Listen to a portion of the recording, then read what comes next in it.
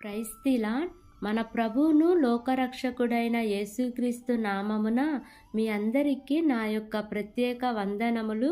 ఈ ఉదయకాల సమయమున దేవుడు మనకిస్తున్నటువంటి వాగ్దానమును చదువుకుందాం. ద్వితీయోపదేశ కాండము 11వ అధ్యాయము 25వ వచనము. ఏ మనుషుడును మీ ఎదుట నిలువడు. ఆమేన్. దేవునికే మహిమ కలుగును గాక. ఈ ఉదయకాల సమయమున దేవుడు ఈ యొక్క వాగ్దానము ద్వారా మనందరితో మాట్లాడుతూ ఉన్నారు. ఈ యొక్క వాక్యమును మనం జ్ఞాపకం చేసుకుంటే, ఏ మనుషుడును మీ ఎదుట నిలవడు అంటే, మనుషుడు అనే ప్లేస్లో మన ఎదుట ఉన్న ప్రతి సమస్యను పెట్టుకుందాం. మనుషులను అపవాది ఉపయోగించుకుంటాడు. మనుషుల యొక్క బలహీనతలను పట్టుకొని, ఒక మనిషి యొక్క బలహీనతలు ఏవైతే ఉంటాయో ఆ బలహీనతలను అపవాది కనిపెట్టి వాటిని ఉపయోగిస్తూ ఉంటాడు. సంఘంలో గలిబిలి పెడుతూ ఉంటాడు. సంఘంలో దేవుని యొక్క పనికి ఆటంకముగా ఉంటాడు.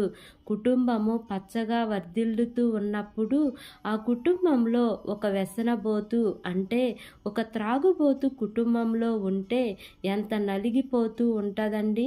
ఆ కుటుంబంలో తల్లిదండ్రులకు శాంతి ఉండదు, భార్యా బిడ్డలకు నెమ్మది ఉండదు. ఆ కుటుంబంలో నెమ్మది లేని స్థితి ఏర్పడిద్ది. అంటే ఆ కుటుంబంలో ఒక మనిషి యొక్క బలహీనతలు అపవాది పట్టుకొని ఆ కుటుంబాన్ని టార్గెట్ చేస్తూ ఉంటాడు. అపవాది మన బలహీనతలను ఉపయోగించుకొని ఎన్నో రకాలుగా మనల్ని కృంగదీయాలనే చేస్తూ ఉంటాడు. ఆయా రకాల పరిస్థితులను బట్టి మన అనారోగ్య పరిస్థితులు, ఆర్థిక పరంగా బలహీనపడటము, ఉద్యోగాలు లేకపోవటం, లేదా వారు ఏదైనా సాధించాలని అనుకున్నా వారికి వస్తున్న ఆటంకాలను బట్టి వారు ఎంతగానో నలిగిపోతూ ఉండవచ్చు. అపవాది వారి మీద ఎంతైతే అధికారం చేస్తూ ఉంటాడో దేవుడు కూడా అంతే విధంగా ఆ అపవాదితో పోరాడి వాడిని నిలవనీయకుండా చేస్తానని వాగ్దానం చేస్తూ ఉన్నారు. ఏ మనుషుడు, ఏ సమస్య నీ ఎదుట నిలవదు. ఈ ఉదయకాల సమయమున ఈ యొక్క వాక్యము వింటున్న ప్రియా సహోదరి సహోదరుడా, నీకు వస్తున్న ఏ సమస్య నీ ఎదుట నిలవదు అని అంటున్నారు. ఆనాడు యెహోషువ ఎదుట కూడా ఏ రాజు కూడా నిలవలేకపోయారు.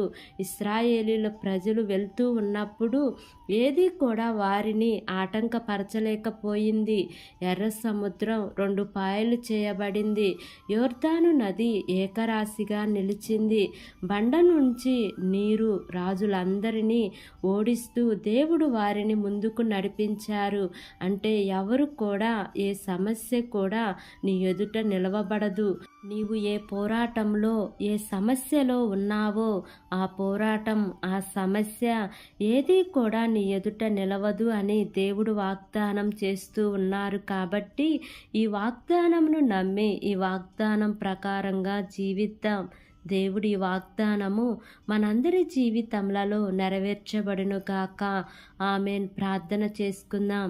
ప్రేమ కలిగిన యేసయ్య, కృప కలిగిన దేవా, నీకు వందనాలు తండ్రి. నీకు స్తోత్రములు ప్రభువా. ఇంతవరకు నీ కృపలో మమ్మల్ని కాచి కాపాడిన విధానాన్ని బట్టి నీకు వందనాలు తండ్రి. ఈ ఉదయకాల సమయమున మీరు మాకు ఇస్తున్నటువంటి ఇటు వాగ్దానాన్ని బట్టి నీకు వందనాలు ప్రభువా. ఏ మనుష్యుడు మీ ఎదుట నిలవడు అని నీవు చేసిన వాగ్దానాన్ని బట్టి వందనాలు దేవా. ఎన్నో రకాల శోధనలు తీసుకుని వస్తున్న అపవాదిని బంధిస్తానని, నిలవనీయకుండా చేస్తానని నీవు చేసిన వాగ్దానాన్ని బట్టి వందనాలు ప్రభువా. ప్రతి పోరాటం నుంచి, ప్రతి సమస్య నుంచి అయా ప్రజలకు విడుదలను, నెమ్మదిని దయచేయమని మిమ్మల్ని వేడుకుంటున్నాను తండ్రి. బలహీనంగా ఉన్న బిడ్డలను జ్ఞాపకం చేసుకోండి అయ్యా. చదువుకుంటున్న బిడ్డలను జ్ఞాపకం చేసుకోండి తండ్రి.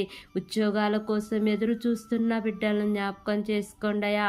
గృహాలు లేని వారిని జ్ఞాపకం చేసుకోండి. వారికి దేవా సొంత గృహాలను మీరు నిర్మించమని మిమ్మల్ని వేడుకుంటున్నాను ప్రభువా.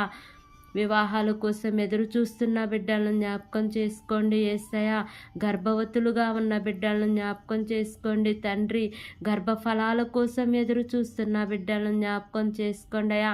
వారి యొక్క గర్భద్వారాలు మీరు తెరవండి యేసయ్య. ఆర్థిక సమస్యలతో బాధపడుతున్న వారిని జ్ఞాపకం చేసుకోండి అయ్యా. వీరందరి యొక్క ప్రార్థన మీరు ఆలకించి అంగీకరించండి తండ్రి. నీకు స్తోత్రములయ్యా. వారి యొక్క సమస్యలన్నిటిలో నుంచి యేసయ్య మీరు విడుదల దయచేయమని అడుగుచున్నాను దేవా. నీకు స్తోత్రములు దేవా. మా దేశమును దేశ ప్రజలను జ్ఞాపకం చేసుకోండి యేసయ్య. వారికి మంచి ఆరోగ్యమును దయచేయండి దేవా. వారు ఏ పని చేసినాను సఫల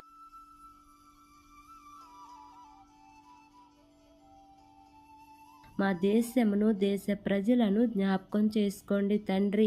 దేశమును పరిపాలిస్తున్న ప్రతి అధికారుల కుటుంబాలను జ్ఞాపకం చేసుకోండి అయ్యా.